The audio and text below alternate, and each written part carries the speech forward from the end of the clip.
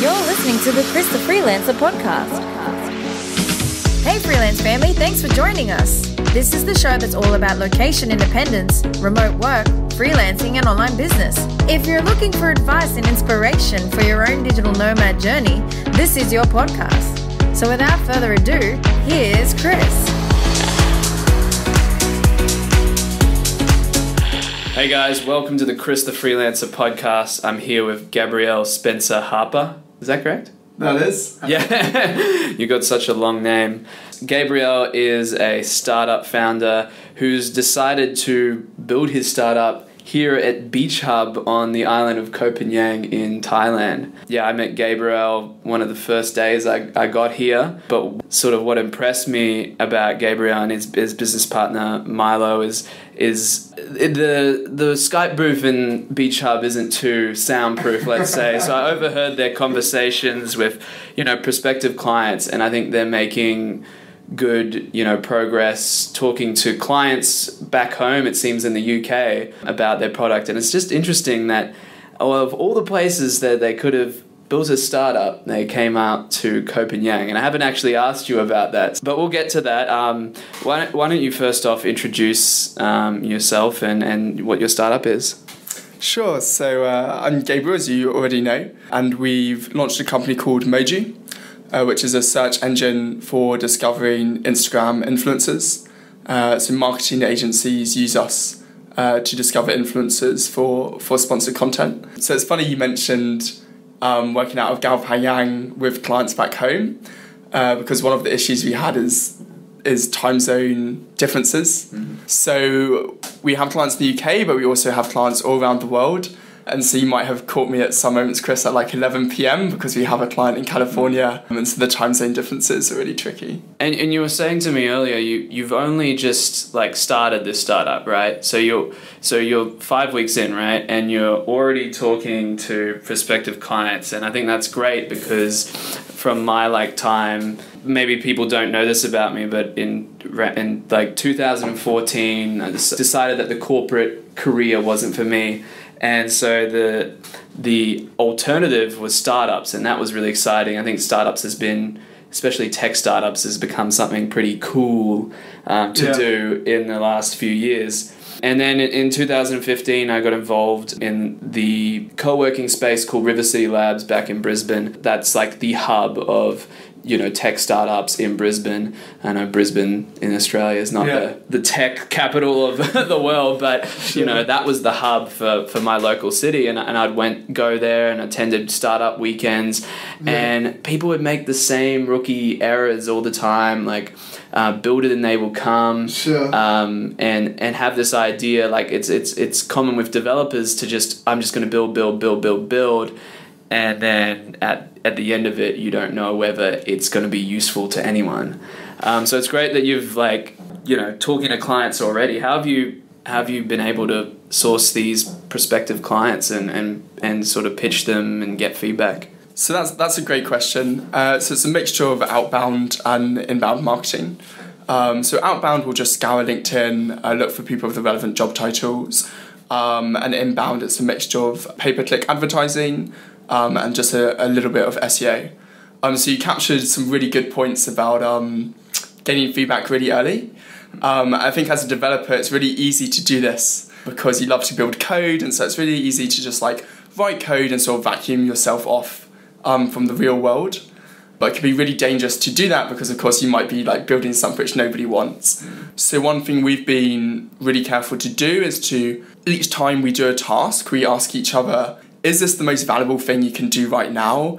And will it move us closer to getting our first paying customer? And so I think if you're really strict in pursuing that, then it forces you to gain feedback really, really early on. Well, let's back it up a little bit. So you and your business partner, Milo, he's also your brother, right? Yeah. Yeah. Okay. So no surprises how you guys met there. So are you both developers? So I actually graduated 6 weeks ago from university. So I studied computer science and Chinese, and So I've done a little bit of previous development. So I used to work for a company called SwiftKey, which is now Microsoft Research. So in a way, I'd like to call myself a developer because I love developers and I love to write code, but I don't quite have as much industry experience. My brother Milo, he's a little bit older than me. He actually studied economics and then decided he really wanted to learn how to code, and so he taught himself.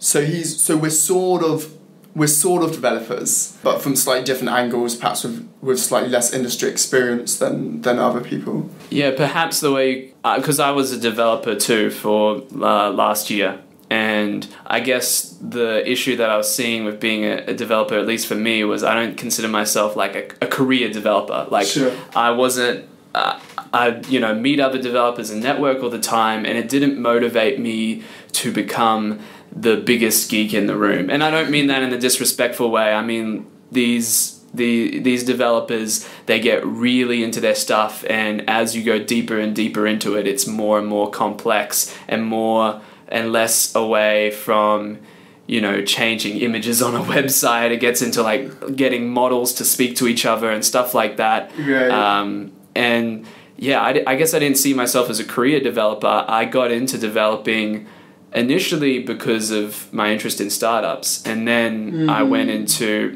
when I discovered the digital nomad movement, that was when I was like, well, if I can take this career on the road, I'm going to start it. But then there was always this feeling that I was never going to be a developer long term. Is that kind of the same thing with you? You like having the skills of being able to develop so that you can work on this business, but not necessarily consider yourself a developer in the long term?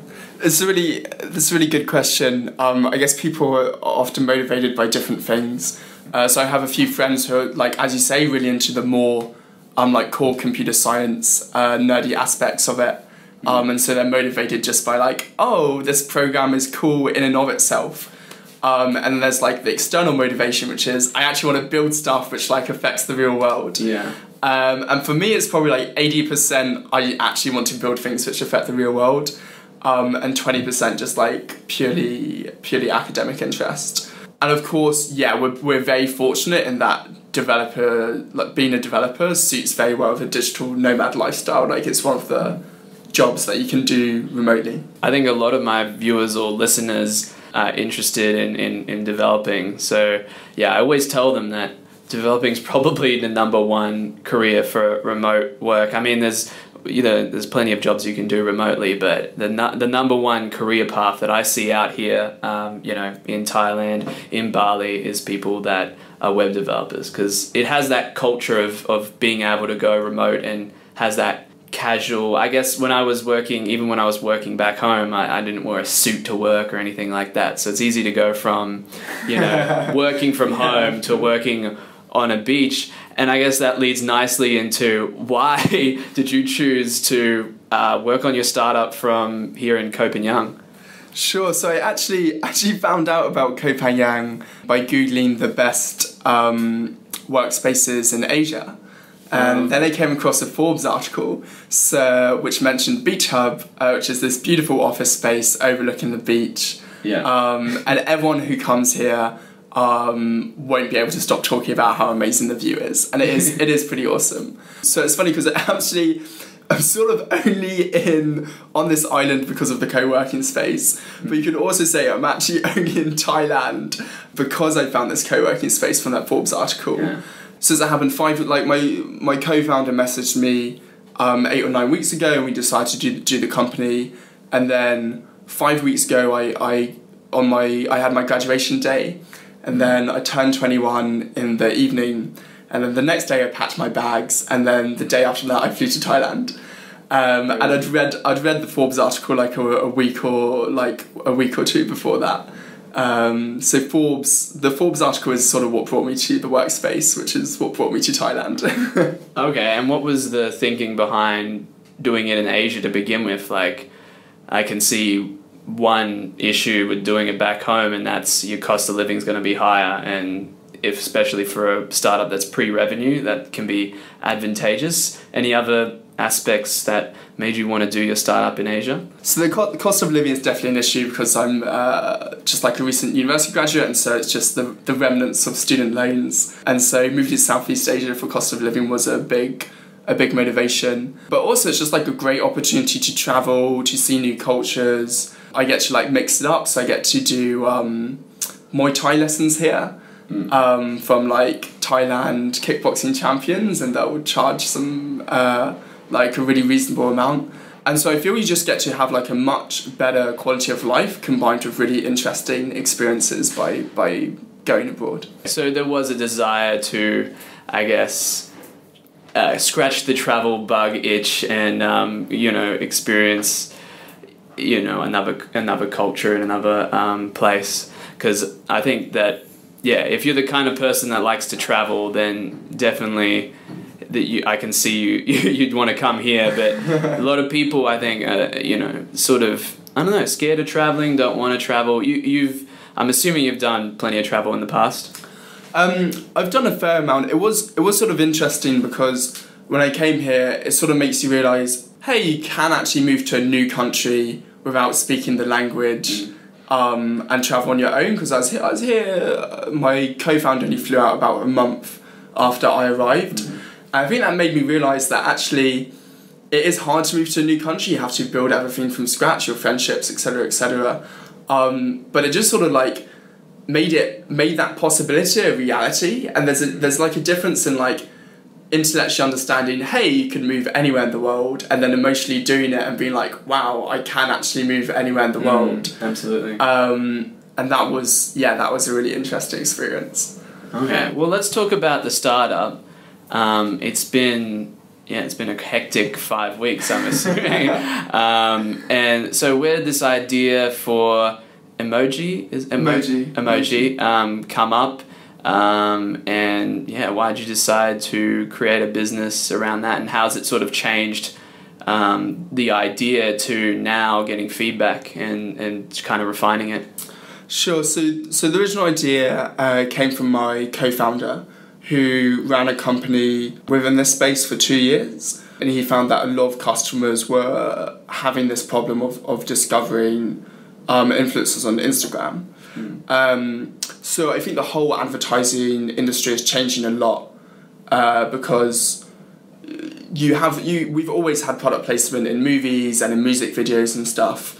But now we're having product placement on social media channels, so on Instagram, on Facebook, and on Twitter. And so there's also a subset of people now on Instagram who get paid to just post photos and get the money from the sponsored content. So the idea came from my co-founder, combined with the context of a shifting advertising industry, because we think influencer marketing is a growth area. And then yes, it has been a bit of a hectic 5 weeks. So I guess we built a prototype of the product, ran a small AdWords campaign, got some initial sign-ups, then would reach out to those people, schedule demos, find out what features they wanted, and then we'd do another product development cycle. And so we've got this really fast feedback loop of like demo, and then 2 days later, or over 2 days of development, build the new feature they want, and then demo of them again. And through that process, we're trying to just get a large number of product iterations in a short time period. It has its ups and downs. Yes. Did you read the Lean Startup, the book, or because it's a very lean startup methodology, right? Yeah, I did. I have read the Lean Startup, the Bible of startups. I think we learn there's a few things we've been trying to employ. So Lean Startup methodology is definitely one of them, and the other is we're working very hard, but not in the sense of putting in a large number of hours. Yeah. So we're working very hard and making sure that every time we do a task, we sort of ask ourselves, A, how long will this take us? And B, what's the value of this task? So it's very easy to do busy work, like check my emails, or like build a feature that a customer hasn't actually requested, or talk to someone who's actually not on the target market. And so I think with a laser focus, that's enabled us to move a lot faster. Okay, have you I'm just hearing you speak, and you're very smart about it, and I'm just wondering where this came from, because, I don't know what universities are like where, in the UK, but, from my experience, they don't give you much entrepreneurial education. It's, teach you the theory and knowledge to get a job, work your way up the ladder, that sort of thing. But you understand very well like a good startup methodology and how to use your time well. Where did you learn these skills and how to, start a startup? So I guess like a good chunk of it is just from freely available resources online. So I've always been interested in startups since like a reasonably young age, and part of that was looking up at my older brothers who did like a few ventures of their own, and so it was really interesting to see that growing up, and so that's part of what developed the interest. And then when I had the interest, just like useful resources would be like Y Combinator's startup school, so some really smart stuff. How to Start a Startup, obviously, by Eric Ries. And so I guess I just I was interested in this, and so I'd look these things up just on the internet, yeah. And in terms of doing your startup here in Koh Phangan, is there any downsides or challenges other than time zone differences and having to do client meetings at 11 p.m. and all that stuff? The time zones definitely really suck. That's that's probably the worst thing. Any other downsides of being on Koh Phangan? Like occasionally the internet will cut out, but then I'll just go for like a swim for 30 minutes or something. Like the power cuts are pretty rare, like maybe once every 2 weeks, and they only happen for like 5 or 10 minutes. I guess the biggest downside is staying in one location for a short time period means that most of the friendships you build will be reasonably short term. So that can be a little bit tricky. But I guess that fits in with the digital nomadic lifestyle in general if you're moving around a lot. Okay, so in terms of building a startup, especially one that's a website, sure. It's pretty flexible on where you can build it, especially if you can talk to people in your target market from anywhere in the world, right? So yeah, I guess it might be a decision for a lot of people that want to start a startup. Maybe they're in the UK or Australia or the United States. Maybe they want to come to a tropical island and build it on the beach. Do you have any advice for people that want to start a startup and do it remotely, do it from another country where their target market doesn't exist? So I'd definitely say on the decision to do it remotely or not, it's probably domain specific, so it depends what industry you're in. But if we're basically a web-based software as a service product, in which case you summed up exactly right, you really can do it from anywhere. Our servers are deployed on Amazon Web Services, and we do that remotely. Our customers are from around the world, so we'd have this exact same time zone issue if we're in the United Kingdom or based anywhere in the world. The only downside I'd say is if you feel it's really necessary to meet customers in person, I feel you can gain a different sort of feedback from them. But with the exception of that, it really is possible to do pretty much everything remotely. And particularly in the early stages, like it's mainly important to just have a low burn rate and you're just going to be coding and talking to customers. I think it was Larry Page recently said that if he was to do a startup, he wouldn't actually start in Silicon Valley right in the beginning. Maybe when you've got users and product market fit and you're scaling, that's the place to be. But right in the beginning, I sort of feel like you can do it from anywhere. Yeah, there's a video on YouTube actually called The Best Place to Start a Startup is Not San Francisco. And I think some people are like taken by that city and like, oh yes, I'm going to go there and that's where the money is, that's where the other tech talent is. But man, the amount of money it costs to, start a startup in San Francisco, you could probably have a runway of 10x possibly in Thailand, that's just crazy. Okay, so what is the plan? What is the future for Emoji? So, and you guys as well as entrepreneurs, are you going to stay in Beach Hub? Are you going to go? Yeah, are you going to go to some travel and take it with you, or go back to the UK? What's the plan? Sure. So I guess two questions there. So with the startup. The plan is this is an entry point. So we're going to start off as a search engine for discovering influencers for marketing agencies, and then we'll expand in concentric circles all the way until we're the platform for all social media channels that marketing agencies and brands use for sponsored content, which is pretty ambitious, and there's a long way to go there. But we've sort of envisaged like a series of pivots or expansions on how to get there. So that's the long-term plan. And then for us, at the moment, I think I'm going to stay here for another month or so, head back to the United Kingdom, and then after that I might move to China, because that's a country I've always had an interest in, and I really loved it when I was last there. In general, I try to not plan too far ahead. I think one of the difficulties of doing a startup is that because there's so much uncertainty, it's actually very hard to plan your life quite far ahead. It's probably the case anyhow, but it's like in 3 months, it's sort of unsure. We might be making loads of money, we might be making no money, and that might affect the decisions on where to live and where to base the company. And so definitely a difficulty is like the great uncertainty. Well, thanks very much for coming on the show, Gabriel, and I wish you all the best with Emoji. Hopefully the next time we interview you, or like I interview, or maybe you'll be like interviewed by like Forbes or something, and I'll be like, I was the guy that got the first interview with the founders or one of the founders of Emoji. So yeah, hopefully it blows up, especially for your sake. So yeah, thanks so much for coming on the show.